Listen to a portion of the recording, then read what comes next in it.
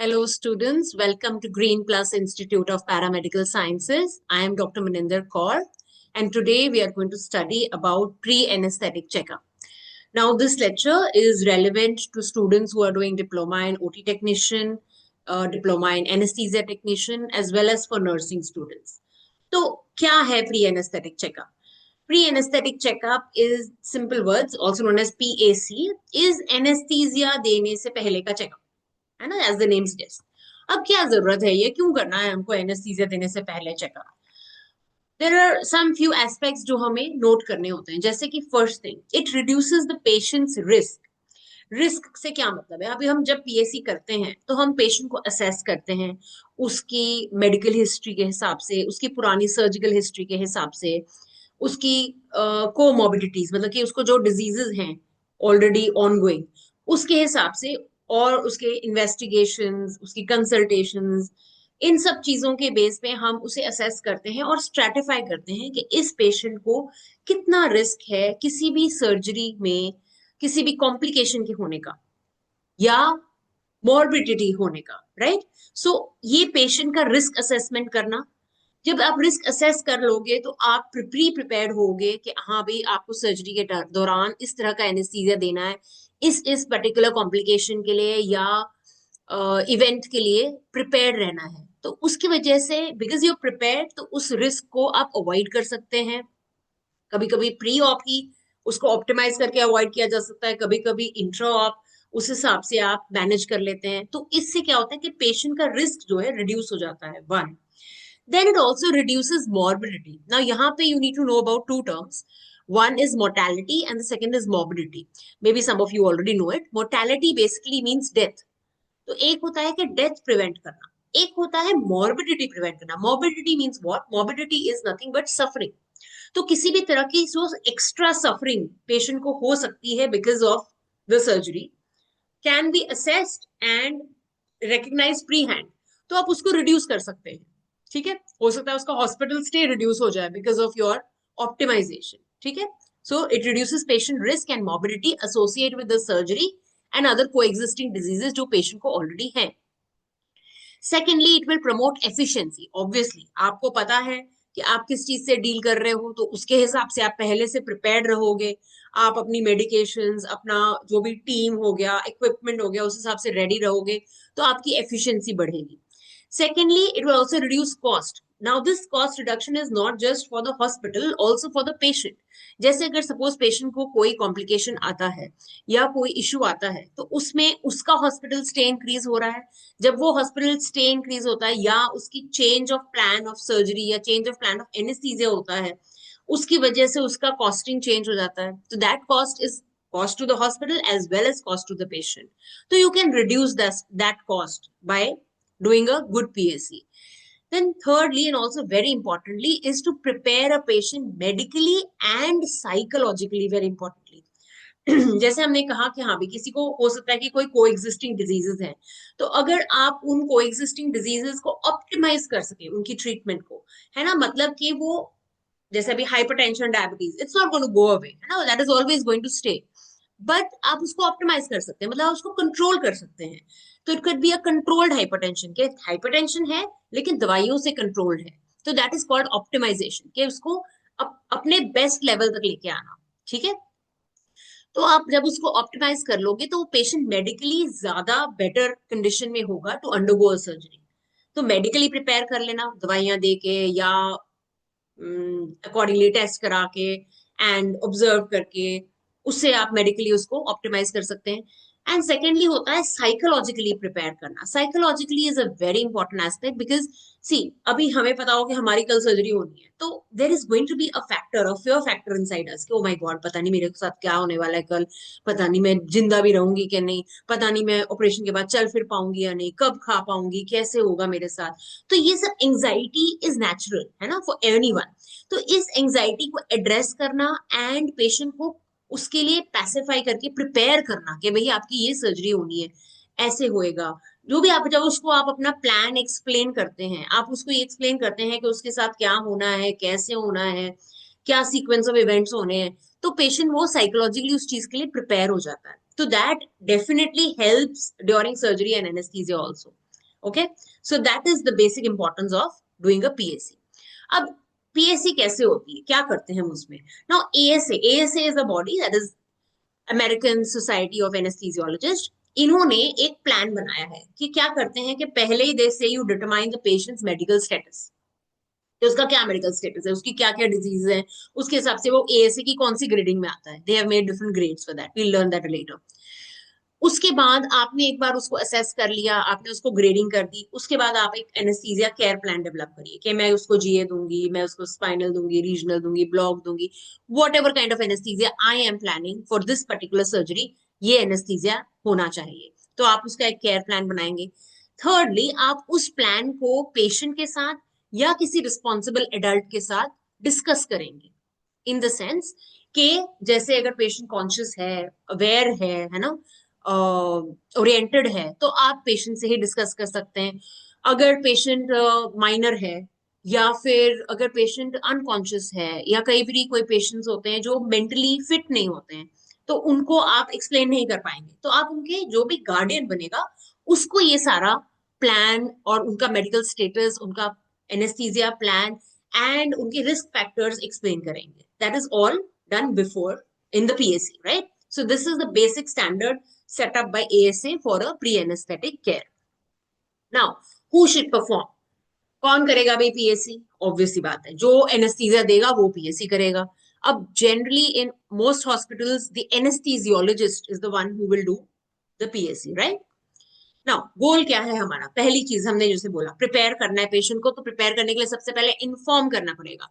तो पेशेंट को पेशेंट का रिस्क फैक्टर इन्फॉर्म करना, कि उसे क्या सर्जरी होनी है, क्या एनेस्थीसिया दिया जाएगा, उसमें क्या प्रोसेस होएगा, उसमें उसे क्या रिस्क फैक्टर्स हैं.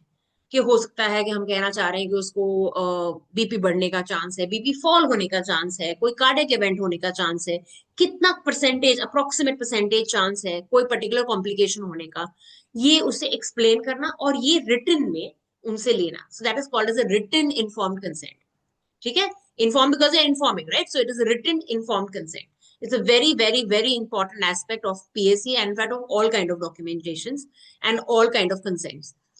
Then apart from that you have to educate the patient regarding anesthesia, कि भाई हम आपको दवाई देंगे, आप सो जाओगे, सो के उठ जाओगे, आपको कुछ नहीं पता चलेगा. Like suppose we are giving जी, है ना, या आपको सेडेशन दे रहे, अगर हम जीए दे रहे हैं, हम यही बता सकते हैं कि हम ट्यूब डालेंगे, क्योंकि कभी कभी पेशेंट थोड़ा थोड़ा उठ जाता है पहले, तो उसे लग रहा होता है कि मेरे मुंह में कोई चीज है, तो उसे वो पहले से पता होगा कि मेरे मुंह में ट्यूब डलने वाली है इस सर्जरी के लिए. ठीक है, इस एनेस्थीसिया में. या फिर हम आपके बैक में इंजेक्शन लगाएंगे, उससे आपके पेट के नीचे नीचे बॉडी जो है वो सुन हो जाएगी, या अप्रोक्सीमेटली कहाँ तक बॉडी सुन हो जाएगी, कितने घंटे तक सुन रहेगी. तो all these aspects regarding your anaesthesia plan have to be explain to the patient. इसके बाद you have to answer the questions that the patient would have regarding your plan and regarding the whole procedure. तो जो भी उनके questions होंगे या उनके family के क्वेश्चंस होंगे, उसको एड्रेस करके उसको आंसर करना, उनके डाउट्स क्लियरिफाई करना. ठीक है. नेक्स्ट आ जाता है prohibition of ingesting food. This is again very important, very essential aspect of PSC, that is NPO status. कि आमतौर पे हमने सुना होगा एनेस्थीसियोलॉजिस्ट आके पूछता है भाई पेशेंट कब से फास्टिंग है, because that's a very very essential part. That is one of the major risk factors that comes जब आप एस्पिरेशन की बात करते हैं, जब आप किसी भी तरह का एनेस्थीसिया देने की बात करते हैं, तो उसमें वो बहुत इंपॉर्टेंट रोल प्ले करता है.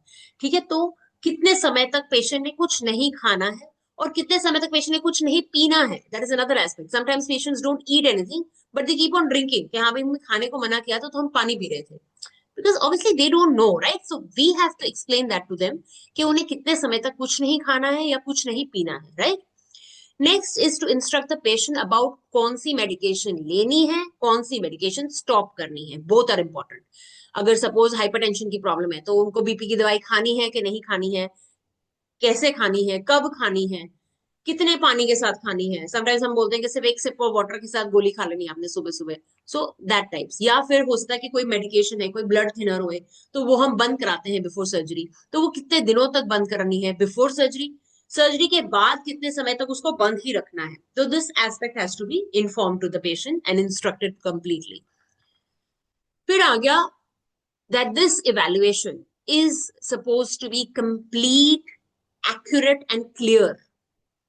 पूरी तरह से करना है, एक्यूरेटली करना है, उसमें मिस्टेक्स नहीं होनी चाहिए, एंड क्लियर होना चाहिए। आपने जो लिखा है that should be clearly available and understandable to everyone. क्यों? हो सकता है देखो आपके अलावा you are not the only one taking care of the patient. आपकी ये जो इवैल्यूएशन है, this is supposed to be a guideline for all the other people who are going to treat the patient. So whether it's the medical specialist, whether it's the ICU intensivist, whether it's the staff in the recovery, staff in the ICU, staff in the ward also, or even the operating surgeon, इन सबको पता होना चाहिए कि patient को क्या problems हैं और उससे रिलेटेड उनको क्या क्या मेडिकेशन चल रही है या उसके लिए क्या क्या उनको एडवाइस किया गया है। So this all information should be present to be relayed ahead to all others who are going to take care of the patient perioperatively. Operation से पहले, दौरान और बाद में। पेरी ऑपरेटिव मतलब पहले, दौरान, बाद में, तीनों को मिला के वो पूरा फेज। ठीक है?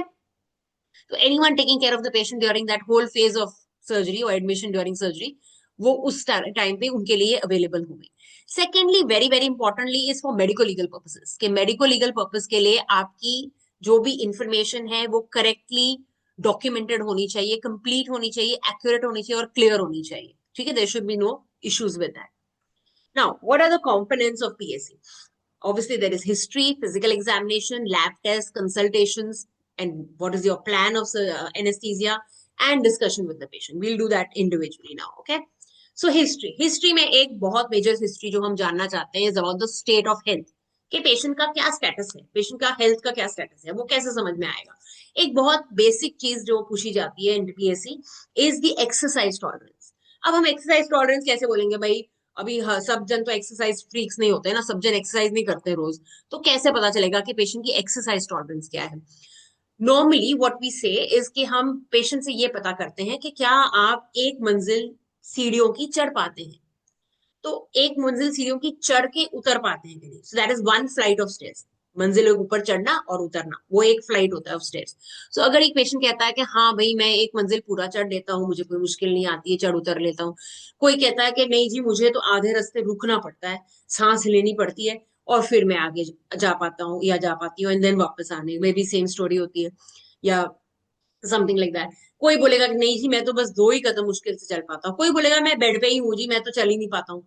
तो इन सब के हिसाब से उनकी एक्सरसाइज टॉलरेंस अलग होगी। तो जैसे एक्सरसाइज, जितनी पुअर एक्सरसाइज टॉलरेंस होगी उतना रिस्क फैक्टर इंक्रीज हो जाएगा। ठीक है? That is why it is very important. Then you know about the present illness, कि प्रेजेंटली पेशेंट को क्या इशू है, क्या प्रॉब्लम है, कोई पेट में दर्द है, कहाँ दर्द हो रही है, क्या रेडिएशन है, क्या वो वहीं पे है, आगे पीछे जा रही है, किस चीज से बढ़ती है, किस चीज से कम होती है, कोई प्रेजेंटली खांसी जुकाम है कि नहीं, मतलब all kind of present history, इस पॉइंट ऑफ टाइम पे पेशेंट को क्या प्रॉब्लम्स है। फिर उनकी पुरानी मेडिकल हिस्ट्री, कि पहले आपको कोई ऑलरेडी डिजीज है कि नहीं, कोई बीपी की प्रॉब्लम, कोई शुगर की प्रॉब्लम, कोई हार्ट की प्रॉब्लम, कोई थायराइड की प्रॉब्लम है ना, किसी भी तरह की कोई डिजीज है या नहीं, उसकी क्या मेडिकेशन चलती है, दोनों चीजें। ठीक है? एंड वेदर वो मेडिकेशन रेगुलरली ले रहे हैं कि कभी कभी खाते हैं, जब बढ़ता है बीपी तभी खाते हैं जी, वैसे रेगुलर नहीं खाते हैं ना। So you will have so many different answers from different patients. So वो बात कर पूछना। फिर उनका मेंटल स्टेटस क्या है, mental status in the sense कि क्या वो एक कॉन्शियस स्टेट में है, तो क्या उनकी कोई मेडिकेशन चलती है मेंटल डिजीजेस के लिए, डिप्रेशन के लिए, कोई सीजर डिसऑर्डर के लिए, सॉरी नॉट सीजर, कोई डिप्रेशन के लिए, कोई बाइपोलर डिसऑर्डर के लिए, या फिर कोई और मेंटल इलनेस है, कोई स्किजोफ्रेनिया है, कोई एज आई सेड बाइपोलर है, या any kind of mental illness that the patient is suffering from, कोई साइकोसिस है, क्योंकि that all will get aggravated during the perioperative stage. इसीलिए it's important to know about the mental status of the patient. Then the medication history, जैसे मैंने कहा कि जो पिछली मेडिकेशन चल रही है वो क्या चल रही है, कितने डोज पे चल रही है, कितनी फ्रीक्वेंसी पे चल रही है, रेगुलर है कि इरेगुलर है, all that history is important. फिर the history of substance abuse, substance abuse में क्या क्या आएगा, जैसे सिगरेट स्मोकिंग करते हैं कि नहीं, बीड़ी स्मोकिंग करते हैं नहीं, करते हैं तो कितनी करते हैं, कितनी फ्रीक्वेंटली करते हैं, भाई हम एक बंडल पी लेते हैं जी रोज का, तो that is again a very significant. एक पीते हैं जी, 2-3 दिन में एक आधी पी लेते हैं, दैट वे। तो कितना अमाउंट, कितना फ्रीक्वेंसी है of substance abuse. Then it could be alcohol intake. It could be proper synthetic drug abuse, जो आजकल काफी कॉमन है ना, कोकेन की यूज हो रही है कि नहीं, हीरोइन की यूज हो रही है कि नहीं, जो भी यूज है, whatever kind of drug abuse, that has to be asked specifically. Then comes any previous anaesthesia and और कॉम्प्लिकेशंस, कि अगर पहले कोई सर्जरी हुई है उसमें आपको कोई एनेस्थीसिया दिया गया था, क्या एनेस्थीसिया दिया गया था, है ना, उसकी कोई कॉम्प्लिकेशन आई थी कि नहीं। कभी कभी किसी किसी को होता है कि जो हमें दिया था पर हमारा तो सुन ही नहीं हुआ था जी, या हमें जीए दिया गया था लेकिन हम तो बेहोश पूरे हुए नहीं थे, मैं तो सब कुछ सुन पा रही थी। तो these all aspects are important because that shows, देखो हर मेडिकल फील्ड में no two patients are going to be alike. हर पेशेंट अलग होगा, हर पेशेंट की टॉलरेंस अलग होगी, हर पेशेंट की ड्रग एब्जॉर्प्शन अलग होगी, उसकी एक्सक्रीशन अलग होगी, ठीक है। तो that can have very different different effects on the patient. So इसीलिए ये सब प्रीवियस हिस्ट्रीज भी बहुत जरूरी होती है, because that can give you an idea कि आपको किस बेस पे प्रिपेयर रहना है। देन आ जाती है drug allergies, again a very very important aspect of knowing drug allergies. किसी भी तरह की अगर पेशेंट को ड्रग एलर्जी है तो obviously that has to be specifically mentioned on the file and conveyed ahead to others also, so that that drug is not administered during or in the whole admission, right? In fact even उसके discharge card पे ये mention होना चाहिए कि patient को इस particular drug से allergy है। Then any family histories, family histories are important, जहां पे हम जेनेटिक डिसऑर्डर्स की बात कर रहे हैं, कोई मेलिग्नेंट हाइपरथर्मिया की बात कर रहे हैं, तो यहाँ पे family history becomes important. And review of medical records last है यहाँ पे, बट सबसे इंपॉर्टेंट एक्चुअली देखा है तो है one of the most important ones. Why? Because many a times patients in India specially are not that well educated, so उनको पता ही नहीं होता है कि उनको क्या क्या प्रॉब्लम है। वो बोलेंगे कि अटैक आया था, अटैक आया था, अब ये नहीं पता कि वो हार्ट का अटैक था कि ब्रेन का अटैक था, है ना। So they don't know about that. तो वो आपको उनके मेडिकल रिकॉर्ड से समझ में आता है। देन उनको लगता है कि हाँ जी भाई थोड़ी सी दवाई चलती है, हमारी तो बहुत थोड़ी सी दवाई चलती है किसी चीज की। अब वो यही नहीं पता कि कौन सी चीज की दवाई चलती है, right. Many times you will not be able to elicit all these kinds of histories from the patient. तो उनका मेडिकल रिकॉर्ड अगर उनके पास पुराना कोई भी है तो वो चेक करने से आपको उनकी मेडिकेशन हिस्ट्री का, उनकी प्रीवियस कोई एनेस्थीसिया सर्जरी की हिस्ट्री का, उसके दौरान हुई कोई भी कॉम्प्लिकेशंस का बेटर आंसर मिल सकता है। Okay, and you can be accordingly prepared.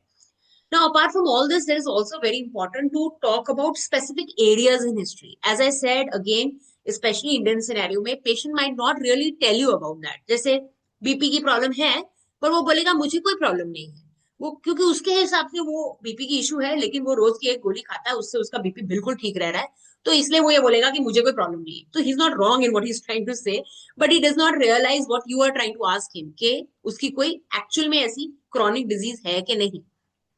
तो ये हिस्ट्रीज आपको कई बारी प्रोएक्टिवली इन मतलब क्वेश्चन करके निकालनी पड़ती है हिस्ट्री पेशेंट में से, ठीक है। तो that could be what all you need to know about is, जैसे सीएनएस में हम बोलेंगे हिस्ट्री फॉर स्ट्रोक्स और एनी सीजर्स, सीवीएस में एनी एंजाइना की हिस्ट्री, कोई पुरानी कार्डियक एमआई की हिस्ट्री, कोई हाइपरटेंशन की हिस्ट्री, कोई kind any kind of arrhythmia की हिस्ट्री, कोई भी रिदम डिस्टर्बेंस हुई थी कभी, कोई पल्मोनरी में शॉर्टनेस ऑफ ब्रेथ की history, very common history that you need to know, कितनी सांस फूलती है ना, कोई अस्थमा की प्रॉब्लम है कि नहीं पुरानी, कोई स्मोकिंग की हिस्ट्री है, कोई निमोनिया हुआ था पहले, any recent cough and cold की history, because that's very very very important in GA और एनी काइंड ऑफ सेडेशन।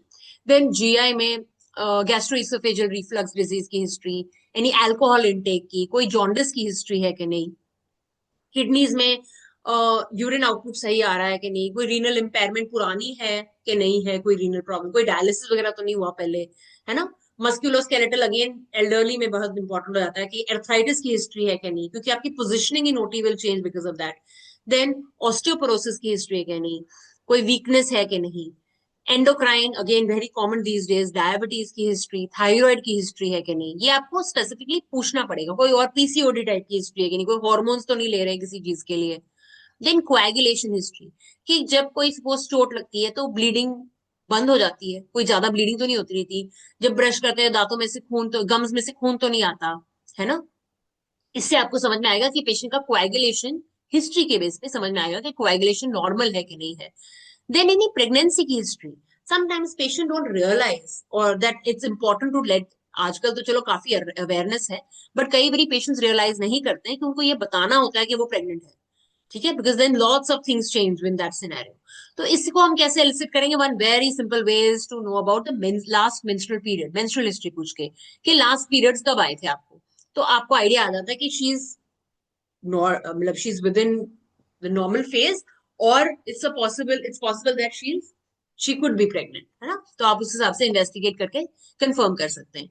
फिर आगे डेंटेशन की हिस्ट्री। डेंटेशन की history is important in knowing कि कोई डेंटल इश्यूज है कि नहीं। वन, हो सकता है कि कोई इन्फेक्शन हुए, अगेन बंदा फील करेगा भाई मेरा तो लैब कोली का ऑपरेशन होना है, तो उसमें दांत में कुछ है तो क्या हो गया, उसमें क्या है, वो तो मैं उसकी अलग से दवाई खा ही रहा हूँ, या फिर वो तो मेरा ठीक हो ही जाएगा बाद में, वो ये पहले पेट का ठीक हो जाए फिर दांत का भी करा लेंगे। बट दे डोंट रियलाइज कि maybe there is some kind of infection over there.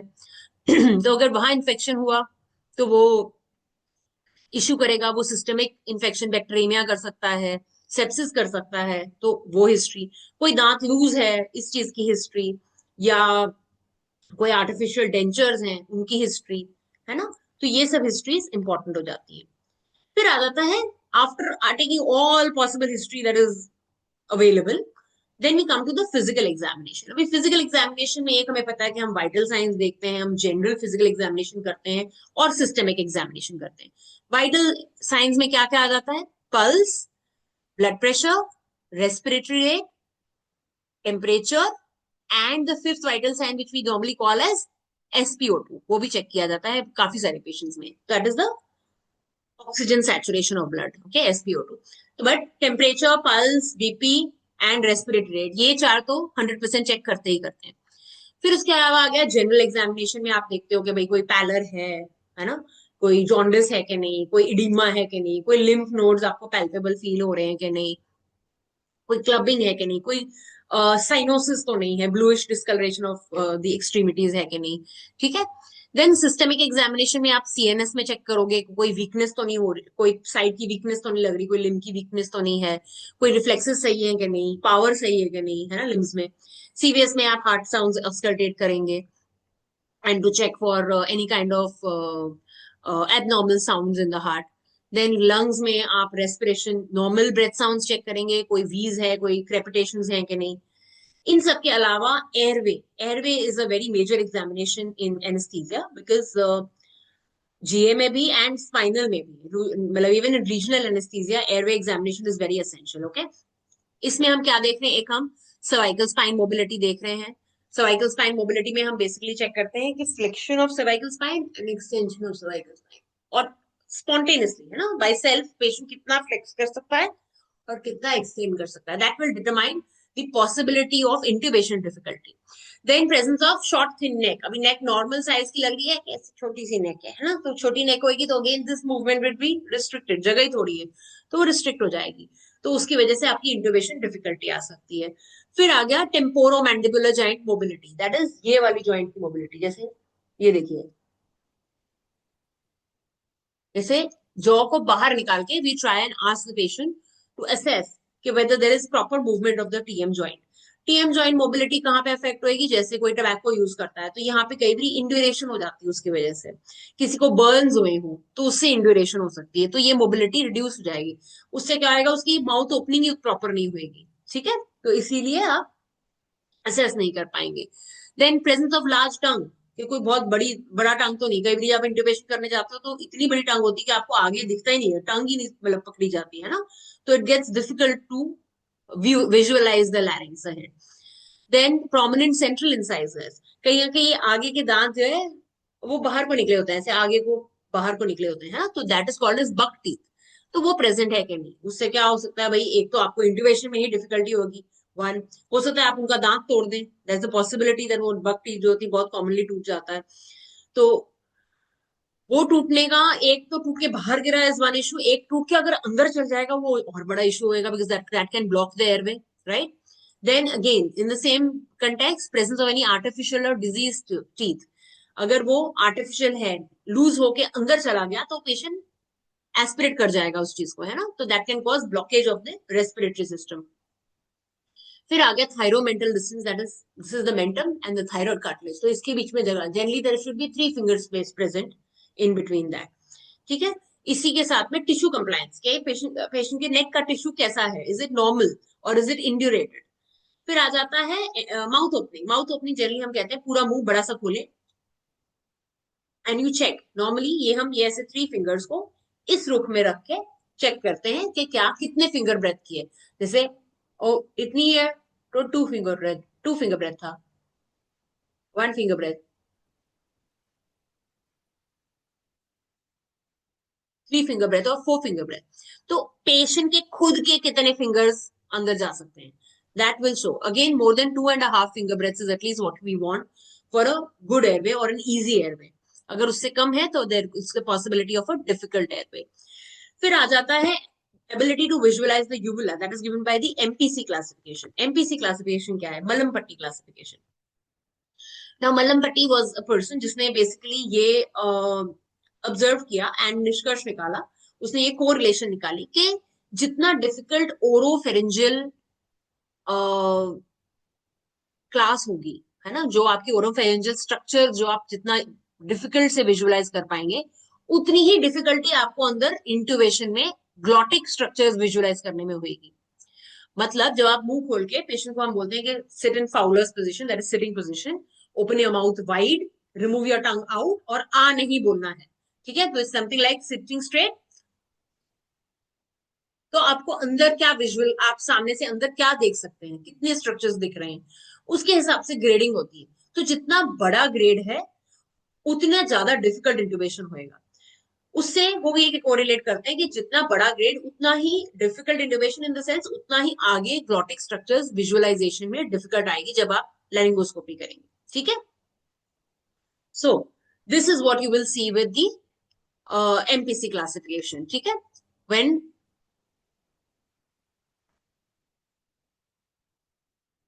you ask the patient to sit in the Fowler's position, the mouth is open, tongue is fully protruded, and the patient does not speak ah. Okay? तो इसमें first class क्या है, इसमें आपको first class में क्या होगा, first class में आप you will be able to obviously see the hard palate, the soft palate, the uvula जिसको हम कहाँ भी बोलते हैं, है ना, and the tonsillar pillars आपको ये भी नजर आएंगे. सेकेंड क्लास में क्या होगा कि टॉन्सिलर पिलर्स गायब हो जाएंगे, ठीक है, you are unable to visualise the tonsillar pillars, ये आपको नहीं दिख रहे हैं, ठीक है, this is not visualise. Then comes class 3, इसमें क्या हो गया, सिर्फ बेस ऑफ यूविला दिख रहा है, यूविला का सिर्फ बेस नजर आ रहा है, पूरा यूविला नजर नहीं आ रहा है. यहाँ पे देखो, यहाँ पे पूरा यूविला नजर आ रहा है. फिर ये क्या हो गया, यूविला भी गया, सॉफ्ट पैलेट भी गया, आपको सिर्फ हार्ड पैलेट नजर आ रहा है, आप उसके आगे देख ही नहीं पा रहे. सो this is grade 4. So grade 1 is full visibility of the soft palate, uvula, fauces and tonsillar pillars. Class 2 is the soft palate is visible, uvula is visible, fauces are visible, but the tonsillar pillars are partially or completely obscured. फिर class 3 will be जहां पे सिर्फ soft palate and base of uvula is visible. Class 4 will be where only the hard palate is visible और बाकी कोई भी structures आपको नहीं नजर आ रहे हैं, ठीक है. Then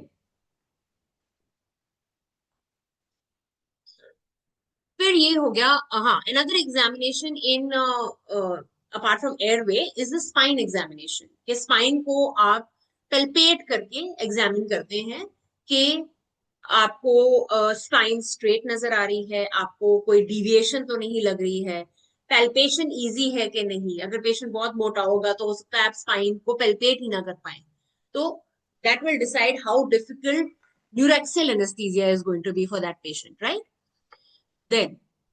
then comes the lab test. अब इंडियन सिनेरियो में स्पेशली देखो, आउट ऑफ इंडिया क्या होता है कि most of the patients have some couple of test और some routine test that are done maybe every yearly or twice a year, something like that. तो उनके criteria of lab tests are different than the criteria of lab tests in India. In India, there is generally a surgical profile जो हम बोलते हैं कि सब patients की हम pre-op कराते ही हैं. That includes what all? That includes one, complete blood count, then any renal function tests, blood grouping, coagulation profile, blood sugar levels could be fasting and random blood sugar दोनों भी हो सकता है, monitoring of sugar भी हो सकती है. Then viral markers that basically includes HIV, HCV and HBsAg. Some people also prefer to add LFTs along with it in the routine examination itself. इसके अलावा we have ECG and X-ray test. Now ECG is done generally for unless कि there is any positive history. अगर positive history नहीं है कोई तो 35 years के above हम ECG करते हैं. 35 years से कम हम generally ECG नहीं करते हैं because cost factor involve हो जाता है ना. फिर आ गया X-ray test. X-ray test is again done generally for most patients, but some patients भी अवॉइड, इट्स नॉट रिक्वायर्ड तो हम नहीं भी करते कि रेडिएशन एक्सपोजर ना दिया जाए. Then there could be selective laboratory analysis based on the patient's history and the surgery that is required. जैसे कि सपोज अगर किसी को कार्डियक हिस्ट्री है तो आप हो सकता है उसकी इकोकार्डियोग्राफी कराएं, हो सकता है आप उसकी स्ट्रेस इकोकार्डियोग्राफी कराएं, हो सकता है आप उसकी टीएमटी कराएं, एंजियोग्राफी कराएं, डिपेंडिंग कि उसे क्या प्रॉब्लम है, कितनी प्रॉब्लम है, उसके हिसाब से आपको कितना असेसमेंट, रिस्क असेसमेंट के लिए करा रहे हैं. ये सब टेस्ट हम क्यों करा रहे हैं? बेसिकली ये पता करने के लिए पेशेंट को कितना रिस्क है, वो सही ऑप्टिमाइज्ड है कि नहीं है, राइट. तो उस हिसाब से आपके टेस्ट चेंज हो जाएंगे. कभी कभी सर्जरी से रिलेटेड आपको टेस्ट कराने पड़ते हैं कि हाँ भी आपको सपोज गॉल ब्लैडर की ऑपरेशन करनी है तो आप एलएफटी भी कराएंगे साथ में, आप अमाइलेज भी करा सकते हैं, आप लाइपेज हो सकता है करा लें टू रूल आउट के पैंक्रेटाइटिस तो नहीं है पेशेंट को साथ में, राइट. तो investigation depending, specific investigation depending कि आपको क्या सर्जरी करनी है, सेकेंडली पेशेंट का क्या स्टेटस है उसके हिसाब से, ठीक है. अब इन सब के बाद आपने हिस्ट्री भी ले लिया, आपने एग्जामिनेशन भी कर लिया, आपने लैब टेस्ट भी अकॉर्डिंगली अपने एडवाइस कर लिए, चेक कर लिए.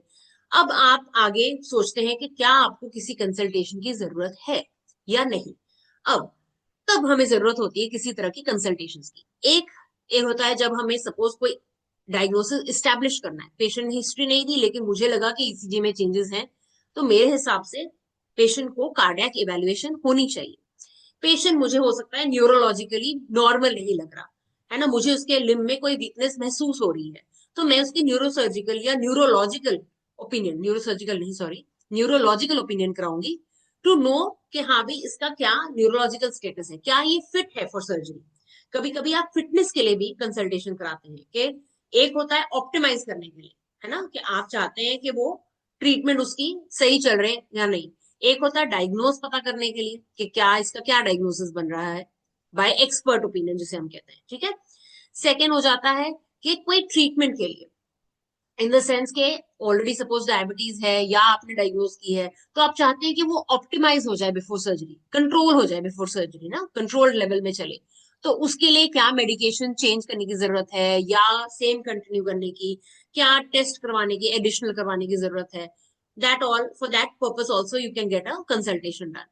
And sometimes it's also done for fitness for surgery. कभी कभी मेडिको लीगली भी आपको जरूरत पड़ती है कि आपने इस पर्टिकुलर पेशेंट की कार्डियक फिटनेस करानी है, न्यूरोसर्जिकल फिटनेस या न्यूरोलॉजिकल फिटनेस करानी है. तो depending on what the patient has और व्हाट इज द डिजीज, उसके हिसाब से कभी कभी फिटनेस के लिए भी आपको कंसल्टेशन की जरूरत पड़ती है. Now, once you have done everything, you have everything in your hand. Now you have to plan कि आप क्या प्लान करेंगे. एक आपको ये प्लान करना है कि आपको किस तरह का एनेस्थीसिया देने की जरूरत है.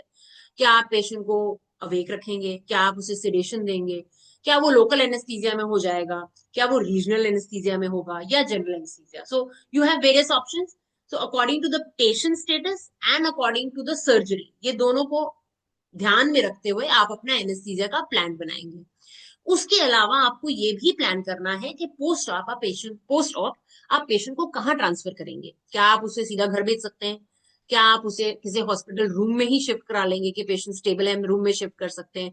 डे केयर सर्जरी है, आप हो सकता है उसको 2 घंटे बाद डिस्चार्ज ही कर सकते हैं, या आप पेशेंट को रिकवरी में शिफ्ट करेंगे, पेशेंट को आप आईसीयू में शिफ्ट करेंगे, क्या पेशेंट को वेंटिलेटर की जरूरत पड़ेगी. तो this all post of transfer has also to be planned ahead. Similarly, pain control post-op has to be planned ahead beforehand. ठीक है. अब after you have done all of this, now the next and the last but the most important thing is to discuss all of this with the patient pre-op, है ना.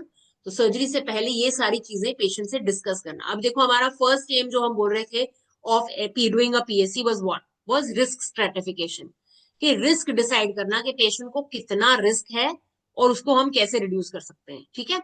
तो अब explain करने में या डिस्कस करने में भी यही एक मेन इंपॉर्टेंट फैक्टर आता है अबाउट डिसाइडिंग द रिस्क और explaining the risk related to the anaesthesia, कि इस एनेस्थीसिया से पेशेंट को क्या रिस्क है वो आप उनको एक्सप्लेन करना. क्या क्या पॉसिबिलिटीज हैं कॉम्प्लिकेशंस की, कोई माइनर कॉम्प्लिकेशन हो सकती है कि ये माइनर इश्यूज आपको आ सकते हैं, हो सकता है कोई कोई मेजर कॉम्प्लिकेशंस होने का चांस भी हुए, तो वो रिस्क फैक्टर एक्सप्लेन करना. समथिंग लाइक कभी कभी किसी को सिर्फ हो सकता है जी नोजिया वॉमिटिंग हुए, किसी किसी को मायल्जिया बहुत होता है, मसल पेन्स बहुत होते हैं स्पेशली आफ्टर जीए, डेंटल इंजरी, जैसे हमने बोला अगर किसी को बक टीथ है, कोई लूज टूथ है, तो हो सकता है कि उसको वो डेंटल इंजरी हो जाए, हो सकता है वो दांत निकल ही जाए, तो ये उसको प्री ऑप बताना कि भी आपका दांत ऐसा है, हो सकता है कि ये ऑपरेशन के दौरान, एनेस्थीसिया के दौरान, नॉट ऑपरेशन सॉरी, एनेस्थीसिया के दौरान ये निकल जाए, ये एक्सप्लेन करना। देन पेरिफेरल न्यूरोपैथी एक्सप्लेन करना, कभी कभी कोई नर्व कंप्रेशन होने का चांस होता है with the kind of positioning जो आपने ओटी में करनी है, उसके हिसाब से आपको उनको पहले से बताना पड़ेगा कि there is a risk factor of this kind of peripheral neuropathy to occur after surgery. Then कोई कार्डियक डिसरिथमियास का, कोई बीपी बढ़ जाए, बढ़ सकता है, फॉल हो सकता है, कोई हार्ट अटैक हो सकता है, ये बात एक्सप्लेन करना। एटिलेक्टेसिस हो सकता है, कभी कभी कोई part of the lung is block हो जाता है उसकी वेंटिलेशन, तो जब उसकी वेंटिलेशन ब्लॉक हो जाती है, वो एरिया ऑफ लंग जैसे कह लो डेड हो जाता है या ब्लॉक हो जाता है, तो that also can happen depending on what surgery it is undergoing, है ना, वो पार्ट एक्सप्लेन करना। ये सब में सब कुछ नहीं होता है, it depends on the patient and the surgery, उसके हिसाब से आपको उनको रिस्क एक्सप्लेन करना होता है। एस्पिरेशन का रिस्क हो सकता है, ठीक है, स्ट्रोक का रिस्क हो सकता है, any allergic drug reaction, this is one thing which may be you can explain because this can be idiopathic, patient को पहले ड्रग रिएक्शन नहीं हुआ हो बट अब हो जाए, ये हो सकता है। कोई ऑलरेडी पहले किसी को कोई ड्रग रिएक्शन हुआ था तो उसको किसी और ड्रग से भी रिएक्शन हो सकता है, तो ये बात एक्सप्लेन करना। And at a very unlikely stage but yes in some patients you have to explain the risk of death, जैसे हम कई बार डीओटी भी कहते हैं, death on table, it could be death on table, it could be death post op also. अब obviously ये हर एक बंदे को आप जाते हुए नहीं कहोगे भाई तुम्हारी तो डेथ हो सकती है, तो फिर तो किसी ने सर्जरी नहीं करानी है ना। तो it has to be in relevant patients जहां पे वो एक्चुअल में रिस्क फैक्टर होए कि डेथ हो सकती है, that has to be also explained and taken as a written informed consent. Okay, तो आपने रिस्क भी एक्सप्लेन करना है फर्स्ट थिंग। उसके अलावा आपने एड्रेस करना है प्री ऑप इंसोम्निया को। Now what is insomnia? Many of us would know insomnia is lack of sleep. अब देखो हमने क्या बोला था, साइकोलॉजिकली प्रिपेयर करना है ना, तो एक फैक्टर इट सेल्फ कि ओहो मेरा तो कल ऑपरेशन होना है, कल ऑपरेशन होना है, तो बहुत सारे पेशेंट्स आपको बताएंगे कि हम रात सो ही नहीं पाए क्योंकि हमें था कि सुबह ऑपरेशन होना है, तो ये स्ट्रेस में ही सो नहीं पाए। तो अगर वो पेशेंट सो नहीं पाएगा अगले दिन, मतलब खराब नींद में, हमारे साथ क्या होता है अगर हमारी नींद नहीं पूरी हुई होती पिछले रात में, तो हम खिजे से रहते हैं, है ना, डिस्टर्ब से रहते हैं, सिर दुखने लग जाता है कईयों का, कईयों की आंखें दुखने लग जाती हैं, तो there be so many issues because वो बॉडी पे स्ट्रेन पड़ रहा होता है, जो उसका नेचुरल एक स्लीप साइकिल है वो डिस्टर्ब हो जाता है। तो that affects the pre op patient much more because वो एनेस्थीसिया से और एग्रेवेट हो जाएगी चीज, इसलिए ये प्री ऑप इंसोम्निया को ट्रीट करना जरूरी है। But again that has to be taken with caution in the sense कि अगर पेशेंट सपोज बहुत एल्डरली है तो आप उसको मेडिकेशन हो सकता है दो ही ना, कि भाई बहुत मेडिकेशन ये ओवर सिडेट हो सकता है, there could be another risk factor, है ना, तो that has to be checked and accordingly managed कि कितना का आपको ड्रग देने की जरूरत है या नहीं। फिर आ जाता है the time, route of administration and effect of any pre op medication. तो जो प्री ऑप मेडिकेशन देनी है, कब देनी है, जैसे हमने बोला सपोज उसकी ऑलरेडी हाइपरटेंशन की, डायबिटीज की मेडिसिन चल रही है, तो वो दवाई खानी है कि नहीं खानी है, कब खानी है, कैसे खानी है, क्या उस दवाई का कुछ इंजेक्टेबल सब्सटीट्यूट है, जिस भी दवाई का इंजेक्टेबल सब्सटीट्यूट होगा मोस्ट प्रोबेबली उसका इंजेक्टेबल सब्सटीट्यूट दिया जाएगा on day of surgery. Okay, at times काफी सारी मेडिसिन होती है जिनका आईवी सब्सटीट्यूट नहीं होता, उनको हम ओरली ही पेशेंट को कह देते हैं कि वो ले लेवे with a sip of water as I told before. But then again वो कब लेना है, अगर हमें से सुबह 6 बजे सर्जरी होनी है तो अभी 6 बजे ओटी के अंदर जाते वक्त तो वो नहीं खाएगा, राइट, उसका तो कोई फायदा ही नहीं। एंड प्लस एनपीओ भी रखना है, तो उसको उसके अकॉर्डिंगली किस टाइम पे मेडिसिन खानी है, किस तरह से खानी है, वो हमें एक्सप्लेन करना पड़ेगा। फिर इसके अलावा हमने पेशेंट को एक्सप्लेन करना है कि किस अप्रोक्सीमेट टाइम पे हम उनको ऑपरेशन थिएटर में लेके जाएंगे, सर्जरी का अप्रोक्सीमेट ड्यूरेशन क्या होगा, कितने टाइम बाद वो जगेगा। वेरी कॉमन क्वेश्चन अगेन होता है, मैं कब जग जाऊंगा, क्या मैं साथ ही में जग जाऊंगा, कि मैं सुता ही रहूंगा, मेनू कदों होश आएगी पूरी तरह, तो है ना, तो this is a very common question that a patient would ask. Then another thing is कि आपने अगर कोई भी कैथेटर डालना है, कोई भी स्पेसिफिक में भी कैनुलेशंस करनी है, तो वो आपको पेशेंट को पहले बताना चाहिए। जैसे हो सकता है आप किसी को राइल्स ट्यूब डाल के रखें ड्यूरिंग सर्जरी, हो सकता है पेशेंट को कैथेटराइज यूरिनरी कैथेटर डाल रहे हैं आफ्टर ड्यूरिंग सर्जरी, तो ये पेशेंट को इन्फॉर्म करना होता है पहले से कि भाई हम आपके यूरिनरी कैथेटर इंसर्ट करेंगे ड्यूरिंग सर्जरी, तो ताकि जब वो जगे तो उसे ऐसा ना लगे कि ये मेरे साथ कुछ फौरन ये क्या आ गया मेरे बॉडी में, ये ना मेरे नाक में नाली क्यों डली हुई है। तो पेशेंट एजिटेट हो जाता है उस टाइम पे, वो एक ट्रांस से स्टेट में होता है, उठते उठते समय लगता है। तो उस स्टेट में वो foreign body can act as a very big trigger to the patient, ठीक है। तो इसलिए ये प्री बताना कि हाँ भाई ये चीज आपके कैथेटर्स डले होंगे is always a very safe option and a very good option. Then what is the expected time of discharge from the PACU? PACU is the post anesthesia care unit, okay? तो post anaesthesia care unit में कब वो discharge होएगा वहां से, recovery से निकल के कब वो अपने रूम में या वार्ड में शिफ्ट हो सकता है, most probably, okay, if everything goes well. Then the magnitude of post op discomfort, और उसकी आप क्या ट्रीटमेंट दोगे। ये अगेन ये one of the most important question जो सब पेशेंट्स पूछेंगे। मुझे दर्द तो नहीं होगी, हाँ मुझे कितनी की दर्द होगी, है ना, क्योंकि जैसे सपोज अभी कोई फ्रैक्चर वाला पेशेंट है, उसको तो पहले ही इतनी पेन हो रही होती है, तो उसको लगता है कि पता नहीं अभी इतनी हो रही है, बाद में पता नहीं कितनी होने वाली है ना। तो वो पहले से डरा हुआ है उस चीज के लिए। तो यू हैव टू एक्सप्लेन कि आप किस तरह से उसका पेन को एड्रेस करने वाले हैं, कैसे ट्रीट करने वाले हैं, और वो कितनी होएगी दर्द, ठीक है। Now after all this counselling we had said कि हमने एक और चीज क्या करनी थी, फिजिकल स्टेटस क्लासिफिकेशन, जो हमने बोला था कि एएसए ने फिजिकल स्टेटस क्लासिफिकेशन करी है। नाउ इसमें we have 5 main classes and there is another E class, at times we also add a sixth class, okay? So let's know what it is. So what is class 1? Class 1 is a healthy patient जिसको कोई medical problem नहीं है, कोई BP नहीं, कोई sugar नहीं, कोई thyroid नहीं, कोई कुछ नहीं, है ना, nothing, healthy patient, that is class 1। Class 2 is के उसको सिस्टेमिक डिजीजेस हैं, मतलब जैसे में भी हाइपरटेंशन है, हो सकता है डायबिटीज है, थायराइड है, कोई भी होए, any kind of systemic disorder, asthma होए, है ना, तो ये सब सिस्टेमिक डिसऑर्डर्स होते हैं। तो ऐसी कोई भी उसकी डिजीज है लेकिन वो कंट्रोल्ड है, बीपी की प्रॉब्लम है लेकिन दवाई खाते हैं कंट्रोल रहती है, शुगर की प्रॉब्लम है लेकिन दवाई खाते हैं कंट्रोल रहती है, राइट। तो any kind of systemic disease which is mild and controlled is class 2।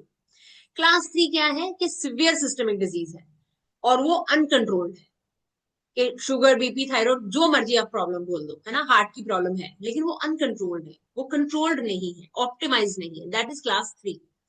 Then there is class 4, where there is a systemic disease which is a constant threat to life. कि इससे patient की death होने का या morbidity बढ़ने का बहुत chance है, तो it is a threat to life. Then class 5 is a moribund patient. Moribund patient मतलब कि आप सर्जरी करोगे या सर्जरी नहीं भी करोगे, हो सकता है कि 24 घंटे में वो पेशेंट वैसे ही मर जाए अगर आपने नहीं भी सर्जरी की। बहुत बार आप देखोगे कि आप सोच रहे हैं तो पहले ही मरा हुआ पेशेंट है, पता नहीं इसको ओटी में क्यों ले लिया है, पता नहीं इसकी ऑपरेशन क्यों करने लगे। But sometimes what happens is that some patients, suppose अभी किसी के परफोरेशन हो गया एंड वो सेप्सिस में चला गया है, ठीक है, तो लेकिन आप, या फिर किसी के डायबिटिक फुट है, डायबिटिक गैंग्रीन है ना, तो ऐसे पेशेंट्स कई बार हो सकता है कि एक सिवियर सेप्सिस में हो, लेकिन जब आप उसका वो सेप्टिक ऑर्गन निकाल देंगे तो उसका सेप्टिक फोकस निकल जाएगा, लेप्रोटमी है, आपने उसका सेप्टिक फोकस निकाल दिया तो उसके इंप्रूवमेंट के चांसेस हो जाते हैं। तो it's like you know a shot in the dark, जैसे हम कहते हैं कि अंधेरे में तीर मारना, कि एक बार आप ट्राई कर रहे हो शायद उससे बेटर हो जाए। तो that those patients are class 5 patients, right. Then you have an E is added जब इमरजेंसी होता है, जैसे सपोज अभी किसी का एक्टोपिक रप्चर होके आ गया जी, तो आप उसका ऑपरेट कर रहे हो, मे बी वो क्लास 1 है, मे बी वो क्लास 3 है, तो वो 1E या 3E ऐसे लिखा जाएगा, राइट। तो in E is added in the class, तो क्लास वही रहेगी 1 2 3 4 5, जिस भी क्लास में है वो, उसके साथ आप एक ई ऐड करेंगे। Now then there is another class 6 which is present. Class 6 क्या है, it's a donor, organ donor, जो ऑर्गन डोनर्स होते हैं उनको हम क्लास 6 एएसए देते हैं, ठीक है। So that is about ASA physical status classification. Now we come to the last slide, but a very important one, that is the fasting status, जो मैंने बोला था नील परोरनी, कितने घंटे आपने कुछ नहीं खाना है सर्जरी से पहले। अब देखो क्लियर लिक्विड्स जो है वो हम अप टू 2 आवर्स बिफोर बंद करते हैं, 2 घंटे पहले तक ले सकते हैं। कम से कम 2 घंटे की फास्टिंग होनी चाहिए for clear fluids, clear liquids. Clear liquid मतलब जैसे पानी हो गया, एप्पल जूस हो गया, Apple juice is also a clear liquid. Mango juice is not a clear liquid, जिसमें पल्प होएगा वो क्लियर लिक्विड नहीं होता है, ठीक है। तो apple juice is one thing which we call as clear liquid, या फिर plain water is clear liquid. Then human milk, अगर ब्रेस्ट फीडिंग बच्चा है तो वो 4 आवर्स से पहले तक ब्रेस्ट फीडिंग ले सकता है, तो उसको मिनिमम 4 आवर्स फास्टिंग चाहिए होती है। अगर वो एनिमल मिल्क ले रहा है, भले वो बफलो है, काउ मिल्क है, भले वो जो डब्बे वाला दूध होता है वो है ना, या फिर सॉलिड्स है, इन सब के लिए you need at least 6 hours of fasting before surgery. ठीक है. So this is a very very important part of fasting part. अगर फास्टिंग नहीं होगा पेशेंट, तो there be risk of aspiration. Aspiration हुई तो इंस्टेंट डेथ का रिस्क भी रहता है, निमोनिया का रिस्क रहता है ना. So that is why it's very essential to know about the fasting status and nil per oral status. Okay. So that is all with today's class. I hope you have understood pre-anesthetic assessment very well. If you have any doubts, any queries, feel free to mention in the comments below and we will address it. And hope to see you again in the next class. Till then, bye-bye. Take care.